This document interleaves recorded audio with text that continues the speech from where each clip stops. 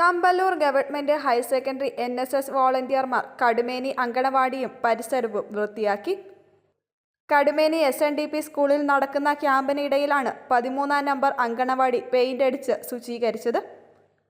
അങ്കണവാടി ജീവനക്കാരും രക്ഷകർത്താക്കളും കൂടി NSS വോളണ്ടിയർമാർക്ക് വേണ്ട എല്ലാവിധ സഹായങ്ങളും ചെയ്തു കൊടുത്തു.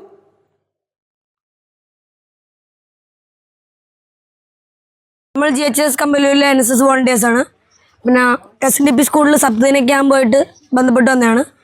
സർക്കാരിൻ്റെ ഓർഡർ പ്രകാരം നമ്മൾ ഈ അങ്കണവാടി കടുമേനിയിലെ അങ്കണവാടി വൃത്തിയാക്കാൻ ശുചീകരിക്കാൻ വന്നതാണ്. പിന്നെ ഇത് 2ാമത്തെ ദിവസമാണ് നമ്മളിപ്പോൾ ചെയ്യുന്നത്. ആദ്യത്തെ ദിവസം വന്ന് ഇവിടെ ഫുള്ള് കാടും പിന്നെ തെങ്ങൊക്കെ ചെടിയോ ഇതൊക്കെ ആയിരുന്നു. നമ്മളതൊക്കെ ക്ലീൻ ആക്കിയിട്ടുണ്ട്.